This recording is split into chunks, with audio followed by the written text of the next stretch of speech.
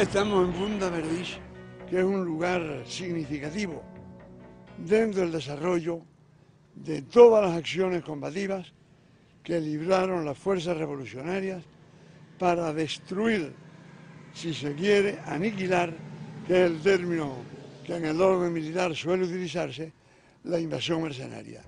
Hubo una tarde y una noche que no se cruzó fuego importante con el enemigo, pero se organizaron todas las acciones a ser realizadas.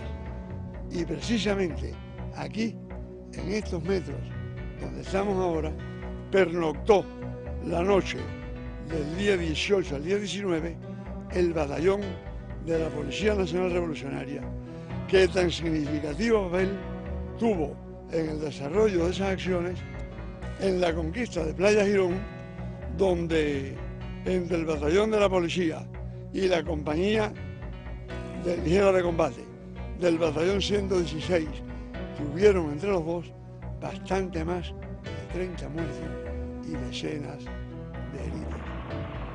Esta cantidad de muertos en esta dirección de las acciones combativas, siendo 29, muestra la tenacidad con que fuerzas no bien preparadas profesionalmente, diría yo, pero sí con la inquebrantable voluntad de derrotar al enemigo, se movieron y acabaron con el último bastión que resistía de las fuerzas de la reacción, de las fuerzas pagadas por el imperio que habían asaltado el territorio nacional.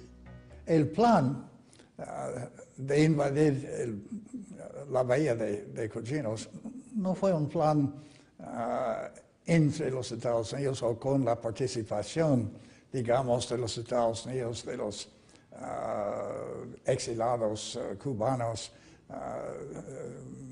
de la oposición cubana en la isla y la brigada, etc. No, fue un plan de los Estados Unidos, de la CIA.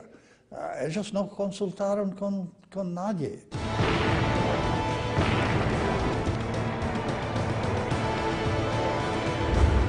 Nos encontramos en los accesos de Playa Girón. En este lugar, tal vez 500 metros hacia atrás, organizó el enemigo la defensa de Playa Girón. Las fuerzas encabezadas por la policía, conjuntamente con la columna número 1 y por la compañía ligera de combate, libraron un combate encarnizado. Si hubo dos combates encarnizados en esta lucha de 65 horas y media, que fue lo que duró la invasión, fueron Playa Larga y Playa Girón.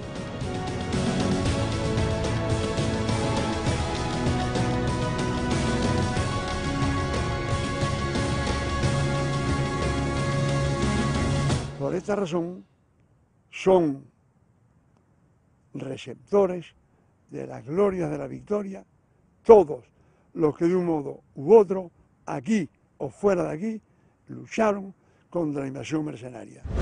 Cuando la invasión, bueno, nosotros nos trasladábamos para acá, cuando sentimos los primeros bombardeos, porque bueno, mi papá tenía esa misión con el compañero Mustelía, que era jefe milicio, de en cualquier situación que hubiese había que presentarse en el cuartelito, que es una cabaña que está aquí al lado, y existían 4 o 5 fusiles, no existían más fusiles. Nos bombardearon el carro y tuvimos que seguir a pie. Entonces, en unos metros adelante nos cogieron prisioneros. Con nosotros venían 4 brigadistas que habían llegado el día 16 a alfabetizar, y dentro de ellos venía un niño de 14 años que venía con su uniforme, y un mercenario le pregunta que cuál era ese vestuario, y él le dijo que él era el brigadista que iba a alfabetizar, y le dieron un empujón y cayó, y entonces le iban a dar con el pie y mi papá no lo permitió. Le dijo que eso no era justo, que eso era una injusticia con un niño. Todos los que caímos prisioneros, esto estaba lleno, los carboneros que vivían aquí a los alrededores y todo el que se acercó a apoyar la revolución, que lo fueron agarrando y todo el mundo nos situaban aquí. No había agua, no nos daban agua, comida, nada, todo el día aquí. dijimos, vamos a llegar a la casa de Martín a ver lo que está pasando en Girón. Pero cuando llegamos aquí a la punta de Terraplén, aquí, la punta de Terraplén le llamábamos porque llegaba hasta ahí, no había seguido todavía para adelante. Nos salieron unos mercenarios que parecían estantes de cerca. Y ahí nos estuvieron, nos llevaron para allá, para el restaurante ese. Allá nos metieron y ya habían como 200, 300 gente presa allí. Ellos dicen que venían a tumbar el comunismo y que a nosotros nos estaban pagando con papel. Le dijimos nosotros mismos, mira, pero los tres le dijimos que aquí nos pagaban con papeles, como es verdad que aquí no se pagaba con papel. Dijimos, no, nos pagan con dinero. Y por allá adelante vimos los barcos ahí al frente, porque los barcos estaban ahí al frente. Ahí mismo al frente, ahí estaban los 8 barcos habían ahí. Y ahí del monte ese empezaron a salir los mercenarios. Nos detuvieron, vaya, nos dijeron, no, vamos para allá, para Girón. Entonces el camión de Alvarín, que tenía un bazucazo, le habían dado un bazucazo ahí, estaba ahí, por ahí. Este lugar constituyó el centro de las actividades después que entramos en Girón. Realmente el puesto de mando estaba aquí, a la izquierda. Esas fotos de armas en el suelo son en la parte de este edificio, 15 metros a la izquierda. Mientras nosotros combatíamos en esta dirección, Fidel, después de esclarecimiento de todos los problemas del supuesto desembarco en La Habana, y pienso que también de todos los problemas políticos, de información y la situación internacional, se incorporó a una hora que no tengo bien determinada al frente de Covadonga. Ahí se tomó San Blas, pasaron las operaciones combativas a El Echal, donde el enemigo hizo resistencia. Fidel asumió el mando de aquella unidad allí, no sabía cuál era la situación de nosotros, él me lo ha dicho varias veces, no sabía dónde andaba, no sabía qué pasaba. Él quedaba aislado en el orden de las comunicaciones, me refiero. Esto es importante reseñarlo. Fidel mandó a aquella dirección ya la tarde, dio órdenes concretas de desarrollar un ímpetu a la ofensiva que pasaba por encima de toda defensa y llegar a Playa Girón. Fidel quiso venir en uno de los primeros tanques. La gente se resistía, e igual que sucedió en Palmira, Fidel quiso e hizo valer su derecho a participar en las acciones combativas. El batallón 326 de Cienfuegos, que venía armando el capitán Orlando Pupo, desde Cienfuegos, Juraguá, por la costa, vino caminando hasta este punto. Ya un poco más adelante recibió un refuerzo en bazuca que le mandó el comandante en jefe y la orientación del comandante en jefe de no llegar a Girón, sino quedarse un poco antes de Girón, porque por aquí iban a huir los mercenarios, como efectivamente fue. Posteriormente se hizo un cerco aquí y la mayoría de los mercenarios cayeron en toda esta zona. La presencia de Fidel en el mando permanente, en el mensaje permanente y el saber que estaba al tanto de todo fue un factor importante en esta victoria de la revolución. La única manera en que los Estados Unidos podría haber ganado fue de desembarcar una fuerza enorme, es decir, muchas divisiones de la infantería, de la marina, de los paracaidistas, etcétera, etcétera. Bombardeos con la fuerza aérea de los Estados Unidos, no de algunos aviones de los exilados o controlados, es decir, por la CIA. Los Estados Unidos tuvo la fuerza, obviamente, de ganar, pero solo por una invasión enorme.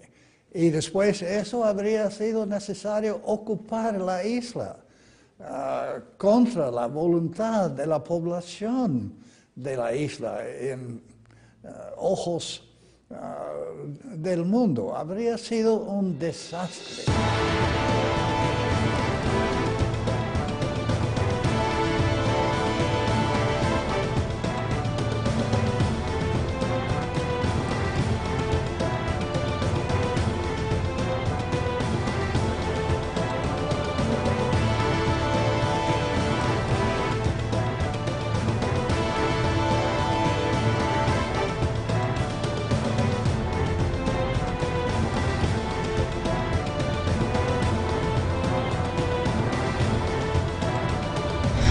La derrota fue por culpa de un plan miserable que no tuvo la menor posibilidad de tener éxito. Iba a ser un fracaso total y fue. Fidel Castro, lo que los gringos no le perdonan, es el primero que logró vencer a los norteamericanos. Y entonces esta lista de ultraje, entre comillas, que Cuba ha cometido contra Estados Unidos, por el cual Cuba tiene que pagar el precio de un bloqueo cruel que sigue hoy en día, empieza, se podría decir, con Bahía de Cochinos.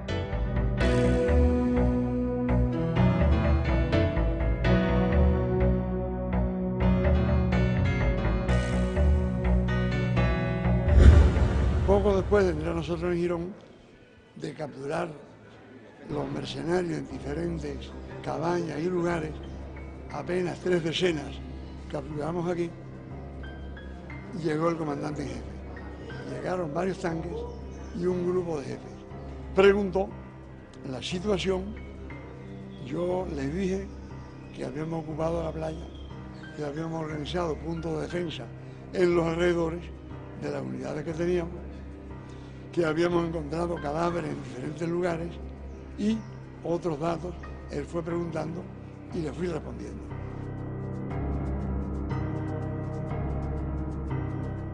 El 20 de abril a Fidel le comunican que en este barco hay personal y que había incluso, él dice después el 23 que había tiroteado hasta un helicóptero que lo sobrevoló. Y él decide venir a librar la última batalla. Llega a Buenaventura y sobre un tanque T-34 primero, después fue un autopropulsado SAU-100, avanza por la costa desde Buenaventura hasta situarse frente al barco. A decir de Raúl Corrales en su memoria, una estera en el agua y la otra estera sobre la arena, así avanza. Y detrás la columna 1 del ejército rebelde al mando del capitán Harold Ferrer. Ya había mandado también otra tropa por la zona del interior para lograr el cerco de esta tropa que estaba ahí. Y aproximadamente ya en horas de la tarde, quizás 3 de la tarde, él llega a este punto, el comandante en jefe. Y desde ahí se ven las fotografías de él observando el barco, mirando, le dispara. El tanquista es Fermín Tobar y entre los dos, pero el que impacta el barco es el comandante en jefe. Él le hace varios disparos y lo logra incendiar. El mérito de Carrera, además de haber derribado varios aviones y haber hundido el Río Escondido, que traía un armamento y traía muchos medios también, y haberlo hundido totalmente, es haber inutilizado este barco con un batallón dentro de 168 hombres, que no entraron en combate en ningún momento. El capitán Bauzá me dio cobertura mientras yo lanzaba el ataque hacia el barco que se encontraba más cerca de la costa, es decir, que estaba dentro de Bahía Cochina. Al lanzarme al barco, al ataque del barco, vi que uno de los cohetes hizo impacto en la popa del barco y empezó a echar aceite. Momento de recuperar el ataque, y entonces fue cuando cogí la altura donde se encontraba Bauzá y ordené a Bauzá que comenzara su ataque.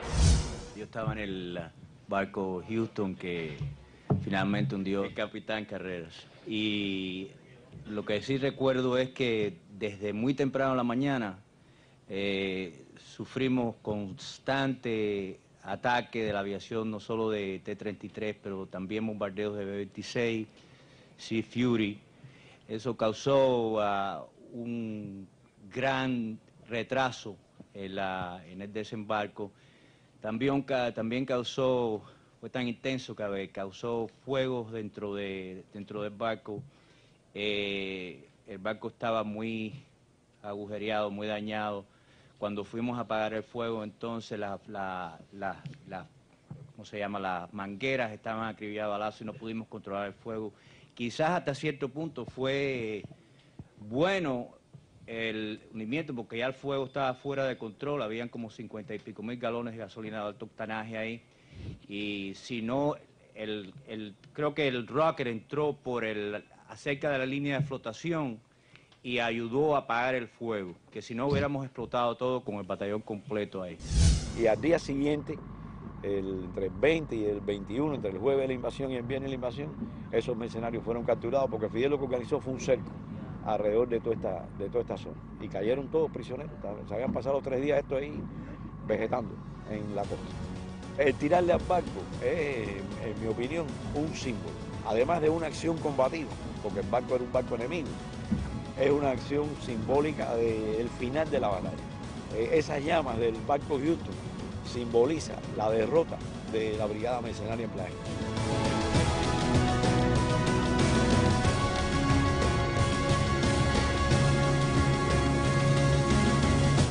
Este es un documento muy famoso que tenemos, que es un memorando de conversación entre Che Guevara y Richard Goodwin. Richard Goodwin era un diputado un ayudante muy alto en la Casa Blanca al presidente Kennedy. Y Che Guevara dijo a Richard Goodwin unas palabras que me parecen muy importantes y muy famosos. Dijo un gracias a él y a los Estados Unidos para la invasión. Quería darnos gracias para la invasión porque había resultado en una gran victoria política para Cuba. La invasión hizo posible la revolución consolidarse, dijo Che Guevara, y transformar a Cuba de un chiquitito país con sus agravaciones a un país igual a los Estados Unidos.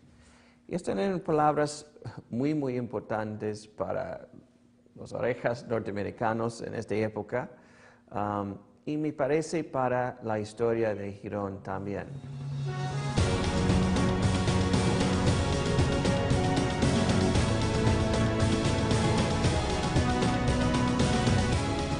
La audacia, la valentía, la decisión de vencer, la voluntad de vencer de las fuerzas revolucionarias y del pueblo.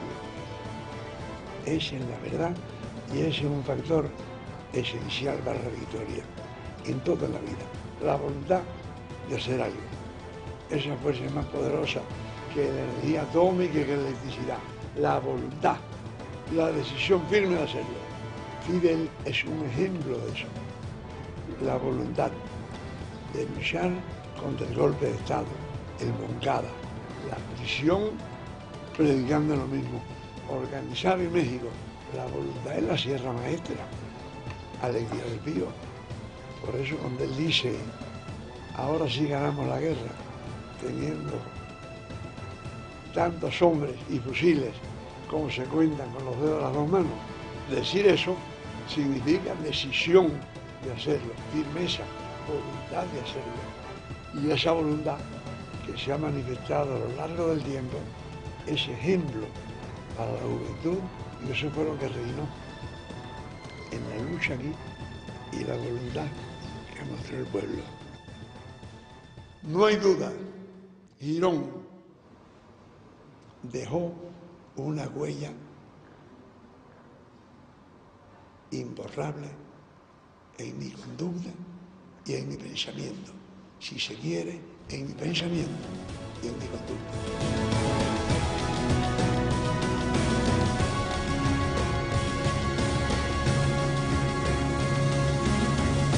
Tuvimos una conferencia en Havana con Fidel Castro y todos los otros comandantes, generales, capitanes, soldados, ahí al lado cubano. Llegaron a Cuba miembros de la brigada 2506, miembros retirados de la CIA también y miembros retirados de la Casa Blanca de John F. Kennedy que participaron en la invasión, la intervención encubierta y abierta de Cuba, obviamente. El plan fue concebido para una intervención. Lo que hubo un cambio. Y entonces lo que dijeron, me imagino ese es un secreto de una intención de muy pocas personas podían pensarlo. O un grupo militar. Ese plan no podía servir para otra cosa. Y todo lo que hizo, se hizo para ese objetivo. Que después no se produce la intervención. Pero no se olviden también que la escuadra e infantería de marina y un portaaviones escoltaron esa fuerza hasta allí. Esa es la realidad. Y a 3 millas estaba la Fuerza Naval de Estados Unidos. La idea de que el factor fue la creencia o el error de que se iba a producir un levantamiento popular es peregrina. Aunque alguna gente lo haya creído, aunque algunos lo hayan informado, confundiendo sus deseos con las realidades. Fue una gran suerte de que esa invasión fracasara. Fue una gran fuerza para nosotros, incluso también para Estados Unidos. Porque Vietnam se había producido en Cuba y no en Vietnam.